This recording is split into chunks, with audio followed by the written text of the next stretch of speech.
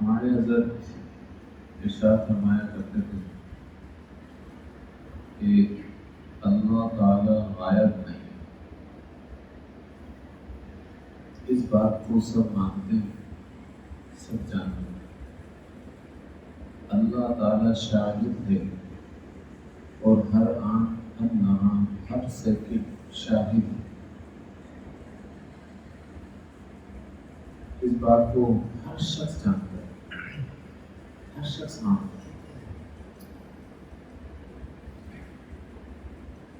اب ہوتا کیا ہے کہ اگر میری اور آپ کی نگاہ شاہد سے ہٹ کر غائب کے اوپر لگے، یہ بات شاہد کو بہت بری ہوتی ہے. مطلب سارا اسی بات کے اوپر کہ میرے ماں سوا سے نظر تو ہٹانی تھی اس نے،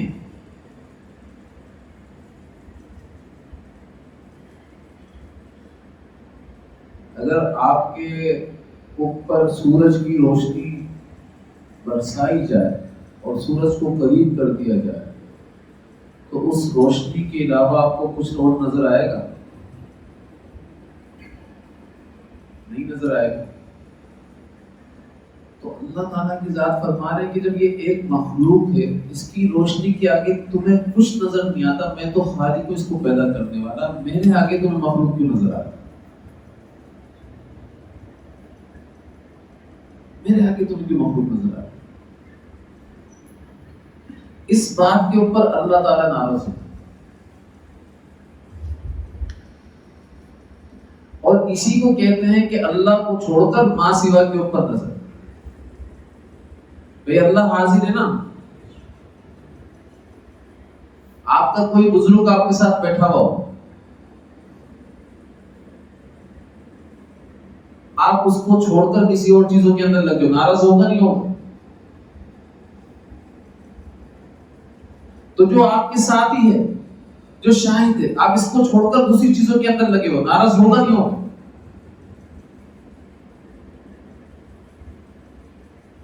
اچھا، دوسری چیزوں میں لگنا کس کو کہتے ہیں؟ کہ جو اللہ تعالیٰ کی ذات نے حکم نہیں دیے، احکامات جن چیزوں کے بارے میں نہیں دیے کہ بھئی ان چیزوں کے اندر نہیں لگنا، بندہ اپنی مشغولیت اسی چیزوں کے اندر لگا کر رکھے، اللہ کے اوامر سے ہٹا دے، اللہ کے احکامات سے اپنی نظر ہٹا دے، ان چیزوں کے اوپر لگا دے جن چیزوں کے بارے میں اللہ تعالیٰ کی ذات نے حکم ہی نہیں دیا، جو ضروری ہی نہیں ہے، جن میں مشغول ہونا اور منہمک ہونا صحیح نہیں ہے، ان چیزوں کے اوپر لگا دے. تو حضرت فرمایا کرتے تھے یہ اللہ کا ماں سوا ہے، یہ اللہ کا ماں سوا ہے. جن چیزوں کے احکامات اللہ تعالیٰ کی ذات نے دیے، اوامر اللہ تعالیٰ کی ذات نے دیے، ان چیزوں کے اوپر اپنی ذات کو لگانا، مشغول کرنا، منہمک ہونا، یہ اللہ کا ماں سوا نہیں ہے، بلکہ اللہ کی ذات کے اوپر ہی نظر. سمجھ میں آ رہی ہے میری بات؟ اس لیے اس نظر لگانے میں درجہ بندی ہے.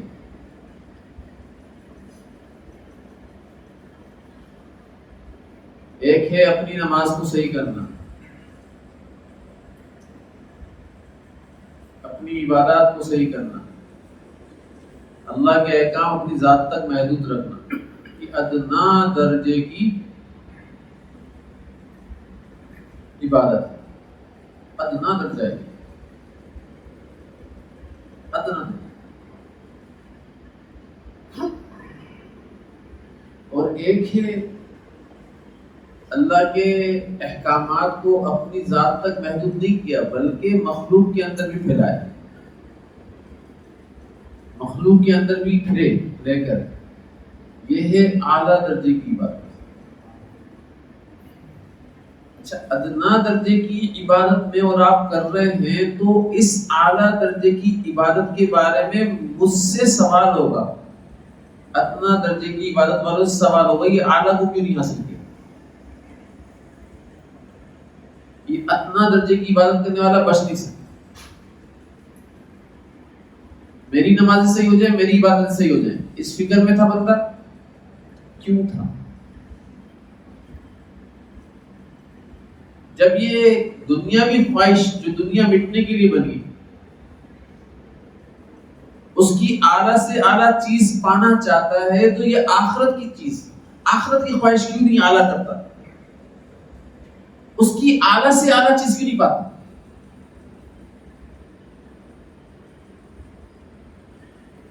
اس لیے حضرت ایک بات بیان کرتے تھے کہ دیکھو یاد رکھنا کہ یہاں پر جتنی بھی زندگی بندہ ایسے جیے کہ جیسے پردیس کے اندر جی کر, پردیس کے اندر رہ کر وہ اپنے اصلی وطن کے اندر پیسہ ٹرانسفر کرتا ہے کہ میرا جو اصلی وطن ہے وہاں پر میں اپنے گھر والوں کو پیسہ بھیج رہا ہوں تو وہاں پر کچھ نہ کچھ وہ میرے لیے بینک بیلنس جمع کر رہے ہیں. جب میں یہاں سے نکالا جاؤں یا میں نکلوں تو میں جب اپنے گھر جاؤں تو وہاں پر میرا گھر بھی بنا ہوا ہو, گاڑیاں بھی ہوں, پیسے کے بینک بیلنس کے اندر پیسے بھی ہوں, ساری چیزیں ہوں. وہ سب چیزیں چاہتا ہے. تو بھائی یہاں پر زندگی کے اندر دنیا کے اندر ایسے رہنا ہے کہ میں اللہ تعالیٰ کی ذات کی عبادت کے اندر لگوں اور یہاں پر رہتے ہوئے وہاں پر کرنسی ٹرانسفر کروں. یہ پردیس ہے. اس پر حضرت ایک واقعہ بیان کیا کرتے تھے کہ ایک سیٹ صاحب آئے میرے پاس.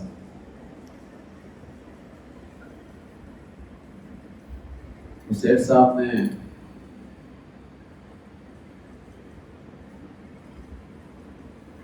اس سے کہا کہ میرے والد صاحب کا جب انتقال ہوا تو بہت سارے لوگ آئے ان کے جنازے میں اندر. تو کچھ لوگ یہ بولنے لگے کہ بڑے نیک آدمی تھے, نمازی تھے, پرہیزگار تھے. کچھ لوگ آئے تو بولنے لگے کہ بھائی بڑی مسجدیں بنوائی, بڑے مدرسے بنوائے. کچھ لوگ آئے تو بولنے لگے بھائی آپ کے ابا جان نے تو ہماری بڑی کفالت ہے, بڑے نیکی کے کام کیے ہمارے ساتھ. تو یہ سیٹ صاحب کی جو اولاد ہے یہ پوچھ رہے ہیں حضرت سے کہ مجھے ایک بات سمجھ میں نہیں آئی. میرے والد کے ایک فیکٹری فیصل آباد میں ہے, تو ایک فیکٹری لاہور میں ہے, تو ایک فیکٹری کراچی میں ہے. اتنی ساری فیکٹریاں, کسی نے فیکٹری کا تذکرہ نہیں کیا. گھر بہت سارے ہیں, کسی نے گھر کا تذکرہ نہیں کیا. جب تذکرہ کیا تو کوئی نہ کوئی آ کر ان کی نیکی کا تذکرہ کر رہا تھا. یہ کیا بات ہے؟ تو حضرت نے فرمایا مجھے اس کا جواب نہیں آتا تھا, اللہ تعالیٰ کی ذات سے دعا کی اسی وقت کہ اللہ جواب دے دے. تو اللہ تعالیٰ کی ذات نے میری دعا قبول کی. میں نے جواب دیا دیکھو تمہارے والد صاحب کا انتقال ہوا, انتقال ہوتے ہی ملک تبدیل ہو گئی. تو اب جس ملک گئے اس کرنسی کی بات کریں گے نا لوگ, اس کی کرنسی یہی ہے, اس کی کرنسی یہی ہے. مدرسہ بنوا دیا, مسجد بنوا دی, کنواں کھدوا دیا, نیک کام کروا دیے, نیکیاں کر دی. تو بھائی اب جہاں گیا ہے اس جگہ کی کرنسی کی بات ہو رہی ہے, کتنا بینک بیلنس وہاں پر جمع ہوا ہو. تو بھائی یہ جو دیندار لوگ ہوتے ہیں نا اللہ والے، یقین جانو ان لوگوں کے قلوب کے اندر اللہ ہی ہوتا ہے، اور جب کوئی دنیا دار سوال کر رہا ہوتا ہے ان کے جواب کے اندر بھی اللہ ہی ہوتا ہے، اللہ ہی نکل رہا ہوتا ہے۔ تو میں جب حضرت کے جواب سنتا ہوں نا، یا یاد آتے کبھی یا پڑھتا ہوں، تو میں دل کے اندر خیال پیدا کرتا ہوں کہ یار کیا اللہ تعالیٰ کی ذات سے ان کا تعلق ہو، کیا تعلق ہو۔ مخلوق نظر نہیں آتی ان کو، اللہ والوں کو، یہ مخلوق سے مستغنی ہوتے ہیں، مخلوق کی چیزوں سے مستغنی ہوتے ہیں، یہ اپنے مسجد کی چٹائی کے اندر خوش ہو رہے ہو۔ حضرت فرمایا کرتے تھے کہ بھائی خوش نصیب اور خوش قسمت انسان ہے وہ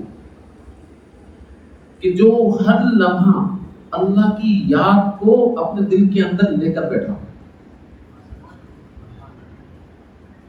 اور ہر لمحہ یہ سوچ رہا ہے کہ میرا اللہ مجھ سے راضی کیسے ہو۔ اور وہ بد نصیب ہے شخص، بدبخت ہے وہ شخص، اس کے لمحات بھی وہ بد نصیب ہیں جس لمحات کے اندر وہ اپنے مالک کو ناراض کرے، اپنے اللہ کو ناراض کرے۔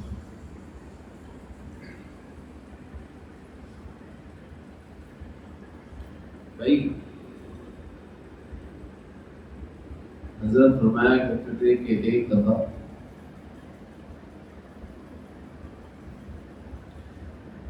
ایک بادشاہ نے اپنا باز اڑایا، اس کی رفتار چیک کرنا چاہتا تھا۔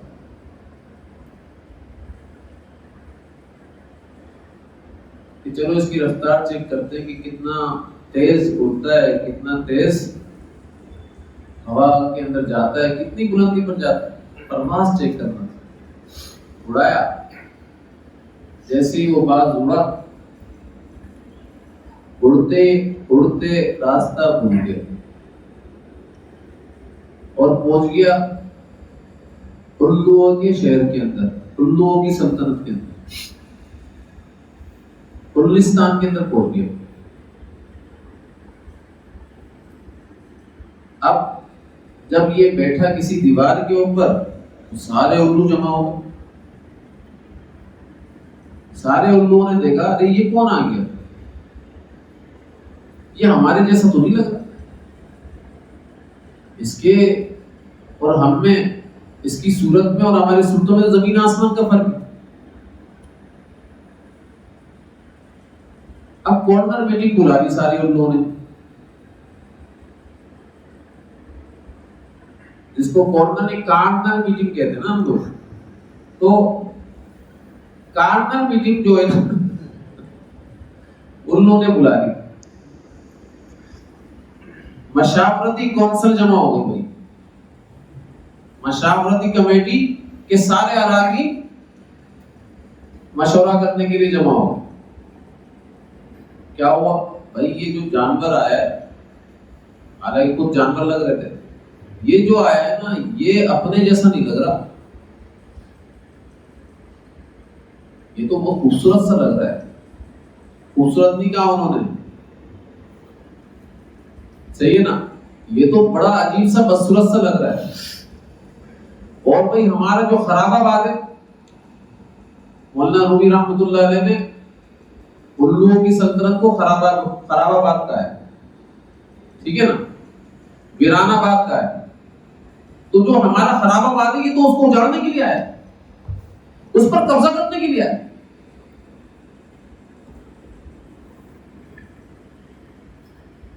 جیسے ایک جگہ 5000 نگ کٹے رہتے تھے، تو ایک ناک والا وہاں پہنچ گیا۔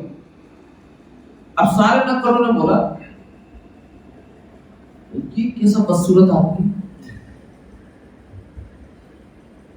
اس کی شکل تو ہم سے ملی نہیں رہی،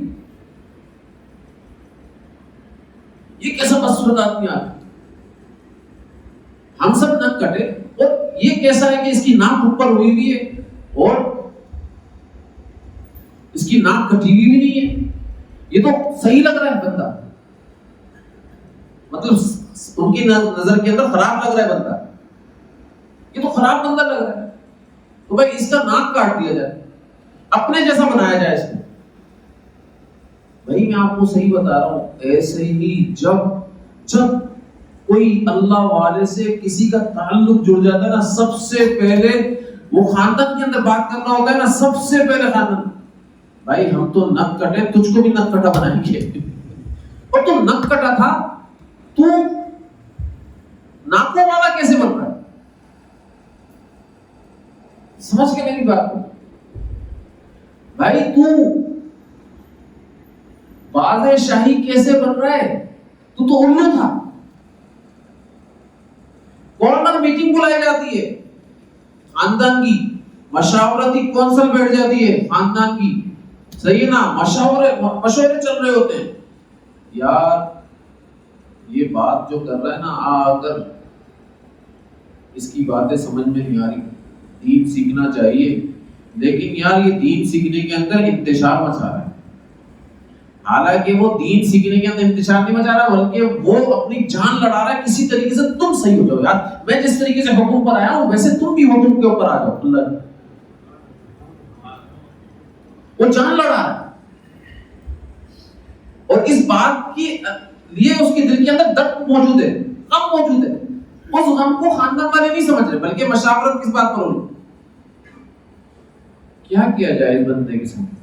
نہیں ملا جائے کچھ دنوں کے لیے، چھوڑ دیا جائے یا مار دیا جائے؟ عورتیں کے ساتھ کیا سلوک کیا گیا؟ تو یہ مشاورت ہوگی، ایسی مشاورت اس بادشاہی کے بارے میں ہوگی، بھائی یہ تو قبضہ کرنے کے لیے، او بھائی یہ وہ آدمی ہے جو 100 چوہے کھا کر چلا ہے،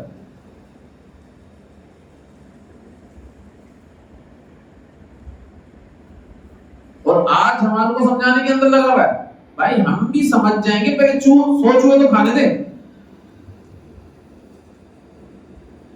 اب کبھی یہ صحیح بات کرتا ہے خاندان کے اندر، ابے اوئے مجھے معلوم ہے تو کیا کرتا ہے، چل بیٹھ جا، چل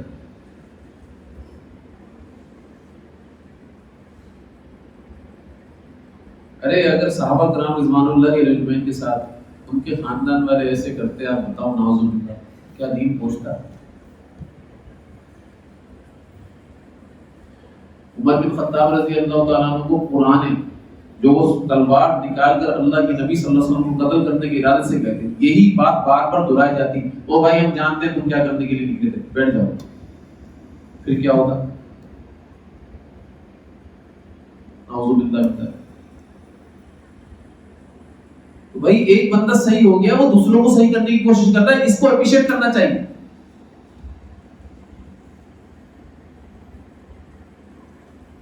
اس کو داد دینا چاہیے، تم داد دینے کے بجائے تم اس کو اور یہ کوشش کر رہے ہو کہ کسی طریقے سے جس طریقے سے بھی ہے یار اس کو سدھرنے نہیں دینا، یہ تھوڑا سا بھی سدھرا نا، اس کو واپس اپنے اندر لے کر آؤ، اس کو تھوڑا سا بھی سدھرنے نہیں دو، کیونکہ پتا ہے کہ یہ سدھر گیا نا بھائی ہمارے خاندان کے اندر بڑا مسئلہ ہو گیا،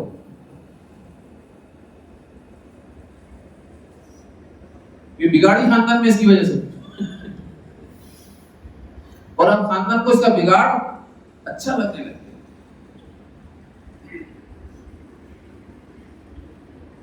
تو وہ کسی طریقے سے کوشش کرتے ہیں کہ یہ اتنی حد تک رہے جتنا حد کے اوپر ہم اس کو برداشت کر سکیں، یہ اتنا ہی دین کے اوپر رہے جتنا دین ہم سے ہضم ہو سکے، اس سے آگے کی بات کریں یار اب یہ ہمارے درمیان میں بیٹھنے کے قابل نہیں رہا، سارے الو بیٹھ کر مشورہ کرنا شروع کر دیتے،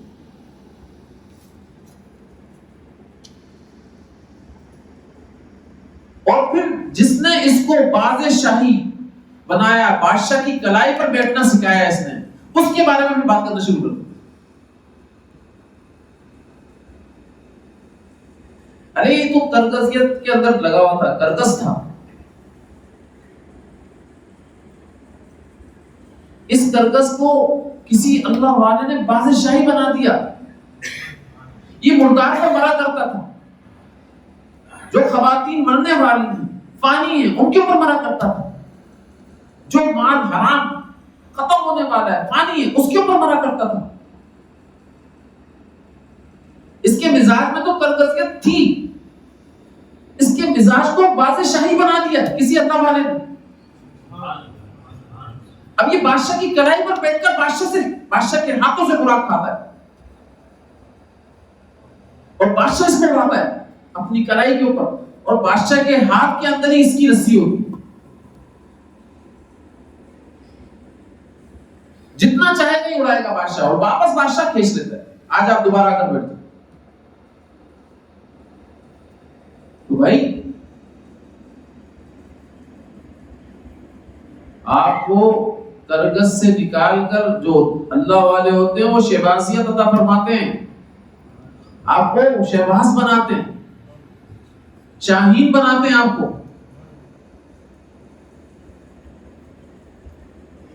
کیونکہ وہ بھی شاہین بنے ہیں نا, کہیں جا کر کسی جگہ بیٹھے ہیں نا, ان کو بھی اللہ تعالیٰ کی ذات نے شاہین بنایا ہے نا, بادشاہی بنایا ہے نا, اپنی کلائی پر بٹھایا ہے نا. تو وہ یہ چاہتے ہیں کہ جس طریقے سے مجھے اللہ تعالیٰ کی ذات نے پرواز عطا کی ہے, اپنے عرش تک اڑایا, اسی طریقے سے جو مجھ سے جڑے سارے لوگ اللہ کے عرش تک اڑے. اس میں کیا ہے؟ یہ تو سارے لوگوں کو اللہ کے عرش تک اڑانا چاہتا ہے. اس لیے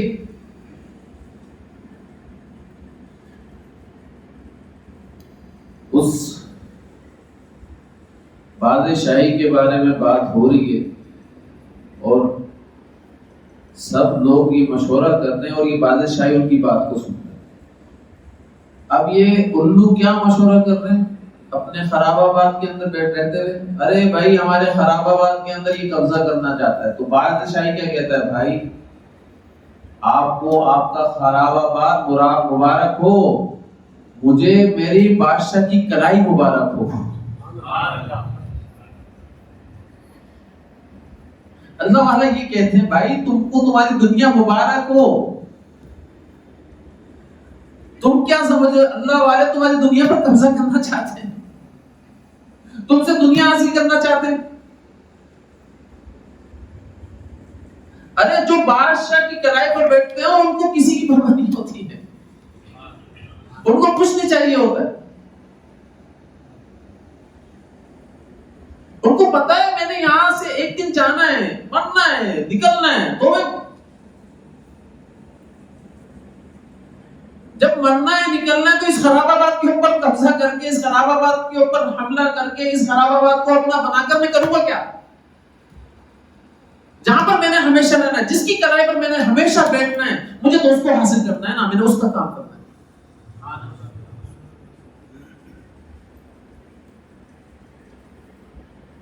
یہاں انہوں مشورہ کر رہے ہیں سارے کہ بھائی ہماری دنیا کے اوپر حملہ نہ ہو جائے, ہماری دنیا کے اوپر قبضہ نہ ہو جائے. اس کا مطلب ہے اللہ والوں کو بھی پہچانے نہیں.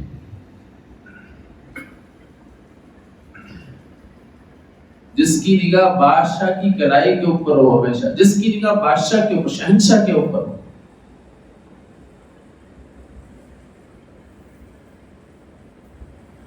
تو بھائی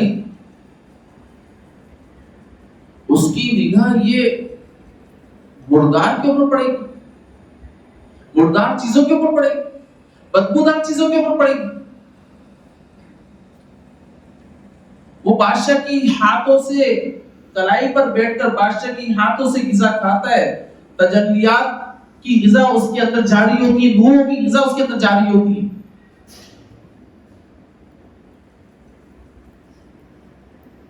تو انہوں نے مشورہ یہ کیا کہ ایک بار میں ہی حملہ کرتے ہیں, اور اس کو مزہ چکھا دیتے ہیں. یہ جھوٹ بول رہا ہے، مکر و فریب دے رہا ہے ہمارے کو کہ بھائی میں یہاں رکوں گا نہیں، جاؤں گا. اب یہ الو بولتے ہیں، یہ ہمارے سے جھوٹ بول رہا ہے، مکر و فریب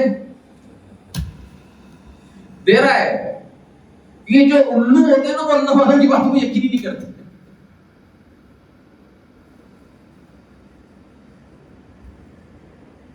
بھائی یہ دھوکہ دے رہا ہے، نہیں، اس کے دھوکے میں مت آنا.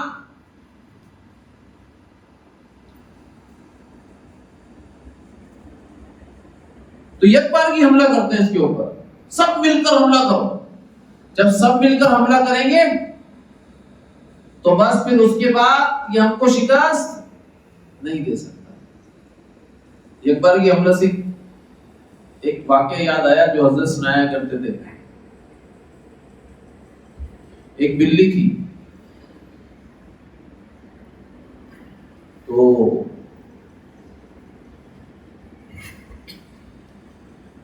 وہ چوہوں کو باری باری کھا رہی تھی، سب چوہوں کو ختم کر رہی تھی. اب سارے چوہے ملے، ان کی بھی کارنر میٹنگ ہوئی.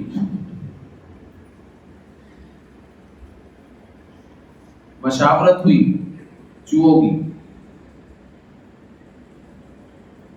کہ بھائی ہم سب میں اتنا ہمت آنی چاہیے، حوصلہ آنا چاہیے کہ ہم اس بلی کا مقابلہ کر سکیں، ورنہ سبھی کھا جائے گی یہ. تو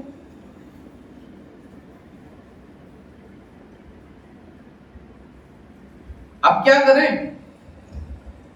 تو ایک چوہا جو اس میں عقل مند تھا، اس نے بولا بھائی پہلے طاقت جمع کرو اپنے اندر، لندن سے وٹامن کے کیپسول منگاؤ.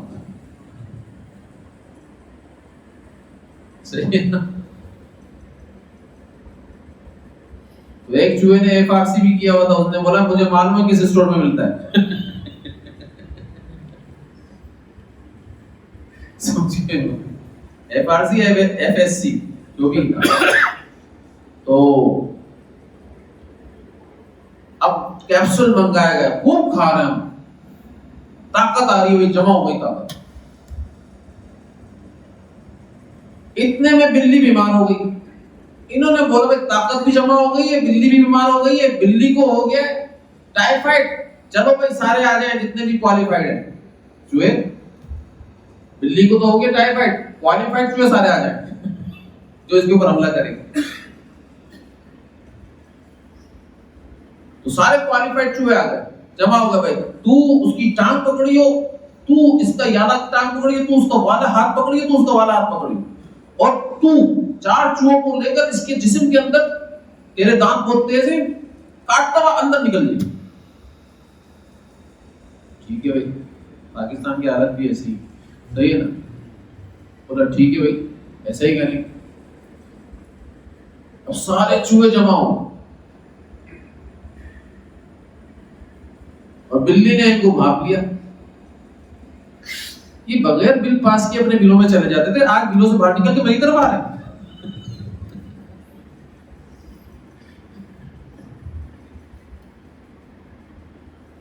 بیمار ہے بلی، لیکن جیسے ہی بلی نے آواز نکالی اپنی بیمار والی بھی آواز، میاؤں، اور یک وقتہ میں چوہے ایک دم بھاگے سارے، اور کوئی اپنی عزت بچا رہا ہے تو کوئی اپنی جان بچا رہا ہے تو کوئی اپنا مال بچا رہا ہے. سارے لوگ بھاگے بھائی بلوں کے اندر گھس جاؤ، بلی کی آواز آ گئی.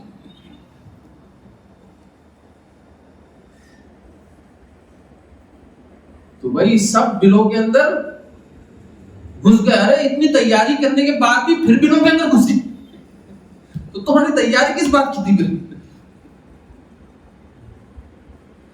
تو حضرت فرمایا کرتے تھے کہ بھائی جو دل اللہ نے بلی کو دیا ہے وہ چوہوں کو نہیں دیا. جو دل اللہ تعالیٰ کی ذات نے شیر کو دیا ہے وہ جنگل کے رہنے والے کسی درندے کو، کسی جانور کو نہیں عطا کیا اللہ تعالیٰ کی ذات نے. شیر کا دل شیر کا دل ہوتا ہے. شیر دریا سے الٹ چلتا ہے، اس کی لہروں سے الٹ چلتا ہے، چیرتا ہوا چلتا ہے.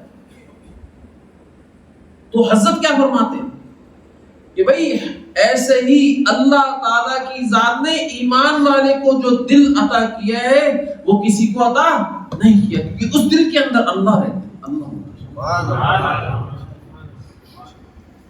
یہ ڈرتا نہیں، الذین یبلغون رسالات اللہ ویخشون ولا یخشون احدا الا اللہ، یہ کسی سے نہیں ڈرتا سوائے اللہ کے، اس کا ڈر صرف اللہ ہوتا ہے۔ یہ ہر بار کے اندر، ہر سانس کے اندر یہ سوچ رہا ہوتا ہے کہیں یہ جو سانس نکلی ہے اس میں میری سانس میں اللہ کی نافرمانی تو نہیں تھی، یہ سوچ رہا ہوتا ہے، ہر سانس میں یہ اللہ کو راضی کرنا چاہتا ہے۔ اس کی روح کا مرکز اللہ کی رضا ہے۔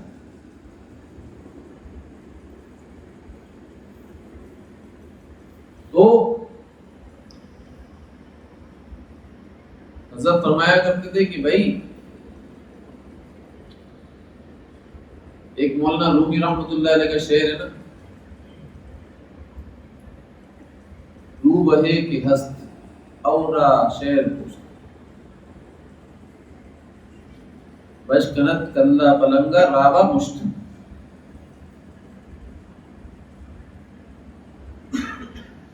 کیا مطلب ہے اس کا؟ کہ بھائی جس کے پشت کے اوپر شیر کا ہاتھ ہوتا ہے، جس لومڑی کی پشت کے اوپر شیر کا ہاتھ ہوتا ہے، وہ چیتے کو بھی گھوسا مار کر اس کا کلہ توڑ دیتی ہے۔ تو ایمان والے کے اوپر اللہ کا ہاتھ ہے، ایمان والا اللہ کے سائے کے اندر چل رہا ہوتا ہے۔ اس لیے جب ایمان والا اللہ کے سائے کے اندر چل رہا ہوتا ہے تو یہ کسی کا خوف نہیں رکھتا دل کے اندر سوائے اللہ کے، اس کے دل کے اندر ایک ہی ذات کا خوف ہوتا ہے، اللہ۔ اور یہ اللہ کا پیغام دیتے ہوئے پھر سوچتا بھی نہیں ہے۔ آپ دیکھ لیں صحابہ کرام رضوان اللہ علیہم اجمعین نے بادشاہوں کو چٹائیوں پر رہنے والے، چٹائیوں پر سونے والے، اور جو نرم گدے ہیں، جو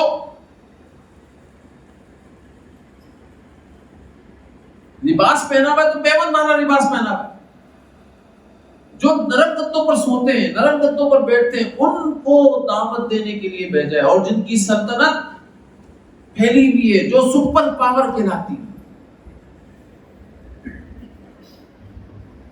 ان کو دعوت دینے کے لیے اللہ کے نبی صلی اللہ علیہ وسلم نے صحابہ کرام رضوان اللہ علیہم کو چنا، بھیجا اور کہا کہ بھئی یہ خط خود پہنچانا،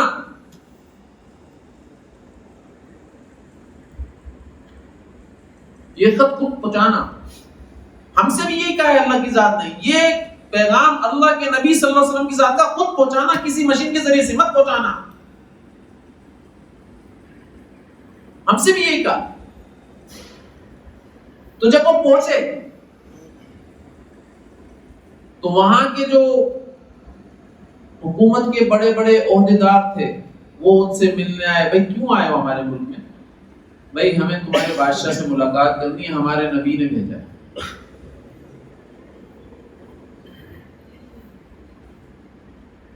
اچھا کیا ملاقات؟ بھائی خط دے کر بھیجا ہے اللہ کے نبی نے، وہ خط پہنچا رہے ہیں۔ اچھا آپ ہمیں دے دیں، ہم پہنچا دیتے۔ نہیں، ہمارے نبی نے کہا خود پہنچانا ہے، ہم خود پہنچائیں گے۔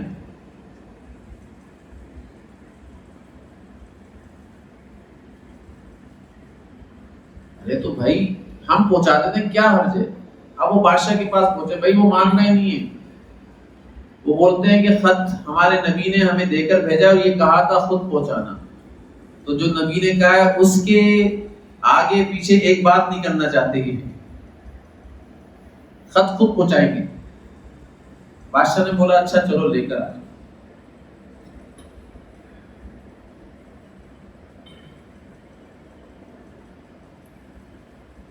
اب وہ گدھوں کے اوپر سوار، خچروں کے اوپر سوار، اب چل رہے ہیں۔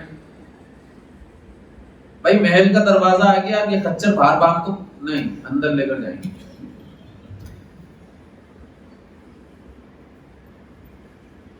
دیکھو بادشاہ کا دربار ہے اور بات کس جرت کے ساتھ کر رہے ہیں؟ کیوں؟ کیونکہ دل کے اندر معلوم ہے یہ کوئی حیثیت نہیں رکھتے، بادشاہ اور شہنشاہ ایک ہی ذات ہے، وہ اللہ ہے۔ اس کا پیغام لے کر آئے، اس سے زیادہ قیمتی کسی کا پیغام ہو ہی نہیں سکتا. ان کی کوئی حیثیت نہیں ہے. جس کا پیغام ہم لے کر گھوم رہے ہیں نا، وہ ہمارا حقیقی شہنشاہ ہے، بس اور کچھ نہیں. تو دل کے اندر ایسا جذبہ صحابہ کرام جیسے دل کسی کے سینوں میں نہیں ہے. میں آپ کو بتا دوں، ہو سکتے ہیں.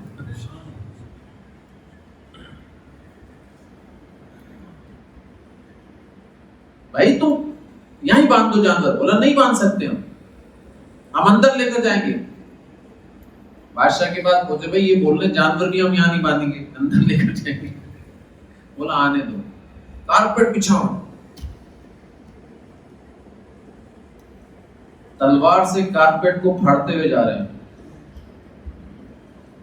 اور بادشاہ کے دربار میں پہنچے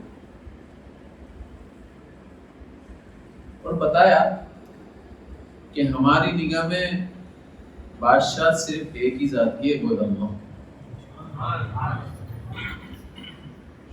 ہمارے نگاہ کے اندر، ہمارے دل کے اندر خوف ایک ہی ذات کا ہے، وہ اللہ، اور کسی کا.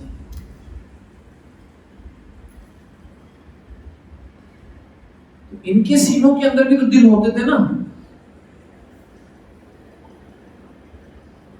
آج میرے اور آپ کے سینوں کے اندر جو دل ہے نا، اس کے اندر مخلوق ہے، نجاست بھری پڑی ہے اس کے اندر. ہم بادشاہی نہیں ہیں، ہمارے اندر تردسیت گھسی پڑی ہے، مردار کے اوپر مرتے تھے. ہمیں بننا کیا ہے؟ ہمیں بادشاہی بننا ہے نا. تو بادشاہی کے اوپر حضرت فرمایا کرتے تھے ہر وقت اللہ رب العزت کی عطاکاری برس رہی، اس کو عطا ہوا.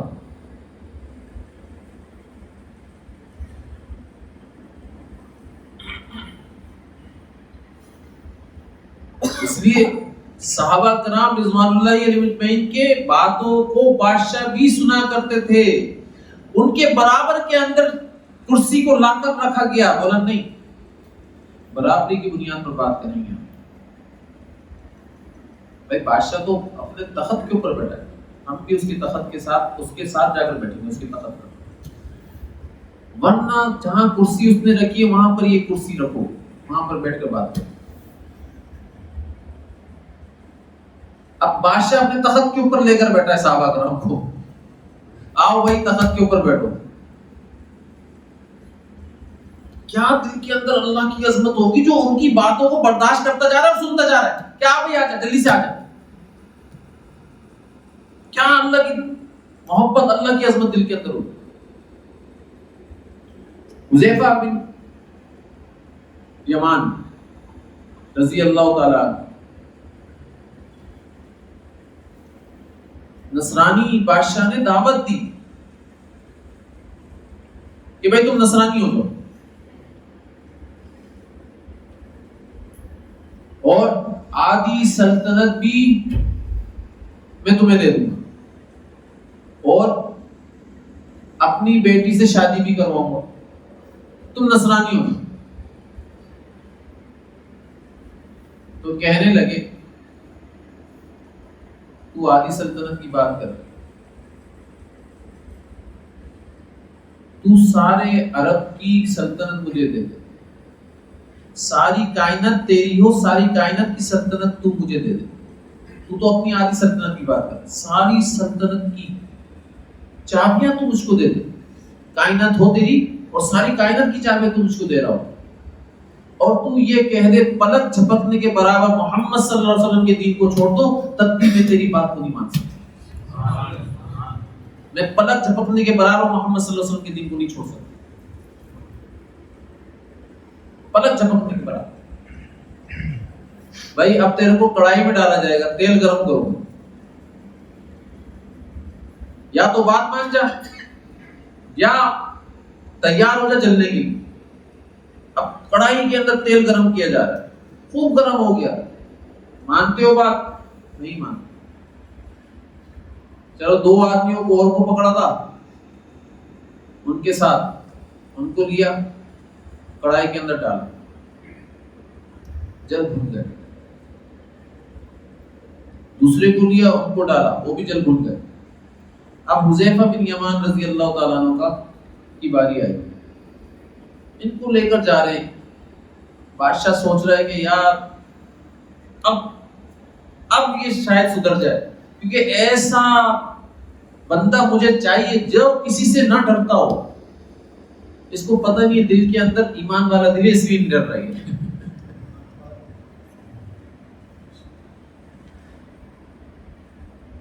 جعفر طیار رضی اللہ تعالیٰ عنہ جب حملہ کر رہے تھے تو وہی لوگوں نے بولا وہاں پر جا کر کہ وہ اکیلا ہے. بادشاہ بول رہا ہے وہ اکیلا ہے, تم اتنے سارے ہو, تم اس کے حملے کو پس کیوں نہیں کر رہے, اس سے لڑتے کیوں نہیں ہو, وہ تمہاری گردنوں پر گردنیں اڑائے جا رہا ہے, وہ اکیلا تم پر حملہ کیا جا رہا ہے. تو بادشاہ کے وزراء پہنچے اس کے پاس, بادشاہ کے پاس بولا اس کے اندر جو دل ہے نا وہ ہمارے اندر نہیں ہے, اس کے پاس جو دل ہے نا وہ ہمارے پاس نہیں ہے, اس دل کے اندر اللہ ہے. ابھی کافر بھی کہہ رہا ہے اس کے اندر جو ہمت ہے نا, اس کے اندر جو حوصلہ ہے وہ ہمارے پاس نہیں ہے, ہمت اور حوصلہ. تو بھائی ان کو لے جایا جا رہا ہے, یہ رو رہے ہیں. تو اب بادشاہ نے دیکھا کہ بھائی یہ رونا شروع کر دیا انہوں نے, تو بلایا, کیوں رو رہے ہو, آ گئے نا میرے پیغام کے اوپر. نہیں نہیں نہیں نہیں, غلط سمجھے, میں اس لیے نہیں رو رہا ہوں, میں تو اس لیے رو رہا ہوں کہ اے اللہ, اپنے اللہ سے باتیں کرتے ہوئے رو رہا تھا اور بول رہا تھا اے اللہ ایک ہی جان دی, جسم کے اوپر جتنے بال ہیں اتنی جان دیتا تیری راستے میں اتنی دفعہ قربان کرتا اپنے آپ سے. ایک دفعہ جلایا جاؤں گا ختم ہو جاؤں گا, میں تو اس بات پر رو رہا ہوں.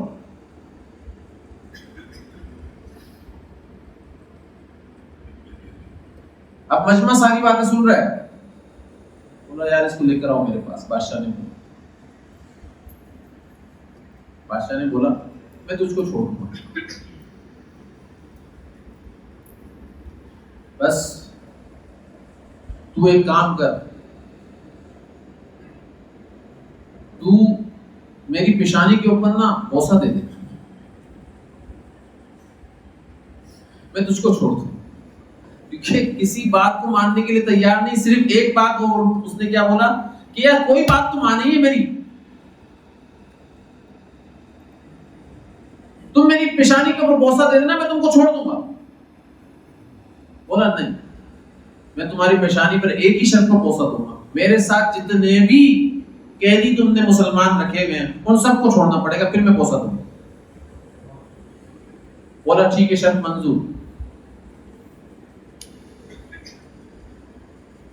اب انہوں نے بادشاہ کو بوسہ دیا.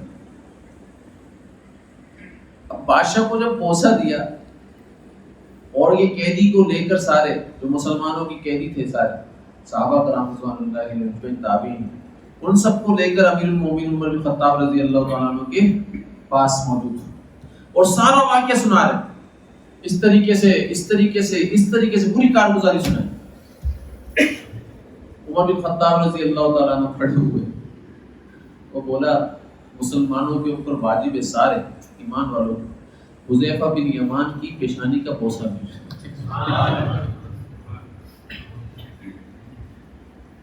تو سارے مسلمانوں نے, سارے صحابہ کرام رضوان اللہ علیہم جو اس وقت موجود تھے, کھڑے ہو کر ان کا بوسہ دیا. عمر بن خطاب رضی اللہ تعالیٰ عنہ نے سب سے پہلے بوسہ دیا.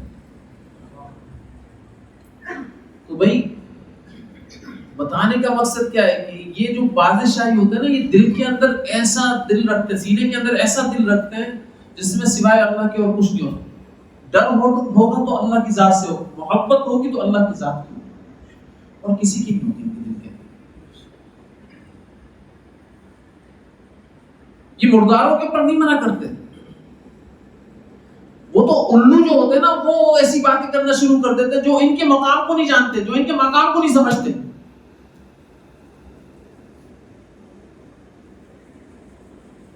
وہ ایسی باتیں کر رہے ہوتے. یہ مرداروں کے اوپر نہیں مرتے.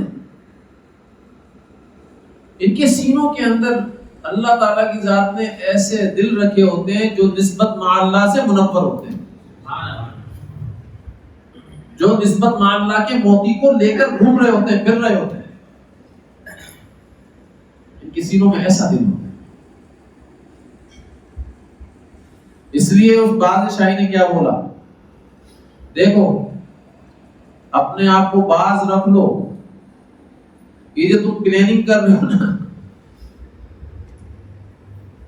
اس پلاننگ سے باز رکھو اپنے آپ کو، کہ اس کے ناخن اتار دیں گے، اس کے بالوں کو نوچ لیں گے، اس کے یک بارگی حملہ کر دیں گے اور اس کو مار ڈالیں گے، ہم اپنے علاقوں کے اوپر قبضہ کرنے نہیں دیں گے. پہلی تو بات یہ میں تمہارے علاقے پر قبضہ کرنے نہیں آیا، یہ تو فانی علاقہ ہے، تو میں تو باقی کے اوپر بیٹھتا ہوں، میں تو باقی کا حکم سنا رہا ہوتا ہوں، میں تو باقی کی باتیں کر رہا ہوتا ہوں، تو پانی کے اوپر کیوں مروں گا بھائی؟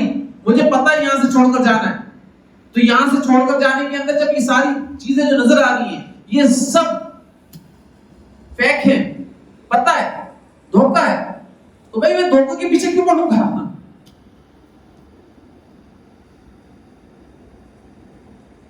تو اس لیے اپنے آپ کو مطمئن رکھو. وہ ان لوگوں کو کہہ رہا ہے اگر تم نے پھر بھی حملہ کیا میرے اوپر تو یقین جانو میرا جو شاہ ہے نا وہ تم کو نہیں چھوڑے گا، کیونکہ میرا تعلق جو ہے وہ شاہ سے ہے، وہ پھر تم کو نہیں چھوڑے گا. وہ تم کو پھر اچھی طریقے سے بتائے گا کہ تم نے کس کے اوپر حملہ کیا تھا. آپ دیکھ لیں جب بھی کسی اللہ والے کے اوپر دنیا میں کسی بندے نے آنچ اٹھائی ہے نا، انگلی اٹھائی، یہ اللہ تعالیٰ کی ذات کی سنت ہے. سنت اللہ کے نبیوں کے اوپر کسی نے انگلی اٹھائی ہے تو اللہ تعالیٰ کی ذات نے اس کو پھر چھوڑا نہیں. بستیوں کی بستیاں اجاڑی ہیں اللہ تعالیٰ کی ذات اپنے اللہ والوں کی عظمتوں کو برقرار رکھنے کے لیے، ان کی عزتوں کو برقرار رکھنے کے لیے، ان کی شانوں کو برقرار رکھنے کے لیے. یہ اللہ کی سنت ہے. اور حضرت فرمایا کرتے تھے کہ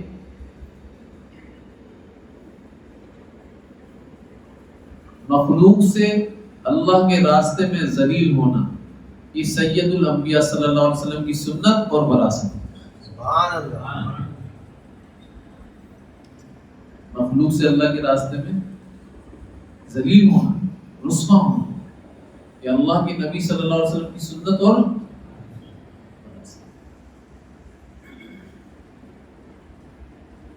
اسی لیے حدیث کے اندر آتا ہے من اذی ولیا فقط آذنتہ،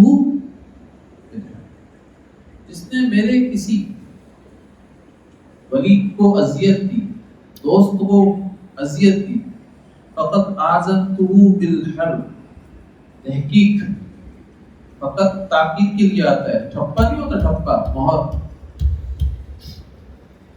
تحقیق کے میرا اس کے ساتھ اعلان جنگ ہے، اعلان جنگ ہے، میں اس کو نہیں چھوڑوں.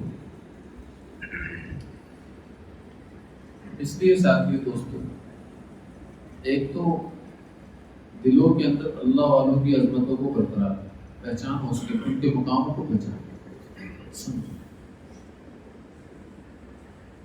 تکلیف پہنچانے کے بجائے راحت پہنچاؤ. جب اللہ والوں کو تکلیف پہنچاؤ گے تو اللہ کے ذات آپ کے دل کے اندر جتنی بھی گلشنیں ہوں، آپ کے ارد گرد جتنے بھی پھول لگے ہوئے ہوں، لیکن دل کے اندر ہمیشہ کانٹے ہوں، آپ بے چین رہو، آپ وصیت میں رہو، آپ تکلیف کے اندر رہو. اور حضرت فرمایا کرتے تھے یہ جو اللہ والے نا ارد گرد جتنے بھی کانٹے ہوں، یہ ببول کے اندر ہوں، یہ کیکر کے درخت کے نیچے رہ رہے ہوں، کانٹوں کے اندر رہ رہے ہوں، لیکن دل کے اندر اللہ تعالیٰ کی ذات نے ان کے اندر اپنے خود کے پھول کھلائے ہوئے ہیں. یہ ہمیشہ خوش نہیں، ان غموں کے اندر بھی خوش نہیں، ان غموں کے اندر بھی خوش نہیں. اس لیے حضرت کا شعر ہے دل گلستان تھا تو ہر شے سے ٹپکتی تھی بہار. دل گلستان تھا تو ہر شے سے ٹپکتی تھی بہار. دل بیاباں ہو گیا عالم بیاباں ہو گیا. جب دل کے اندر اللہ تھے نا تو ہر شے اچھی نظر آ رہی ہوتی. جب دل سے اللہ نکل گئے تو سارا عالم کیا ہو گیا؟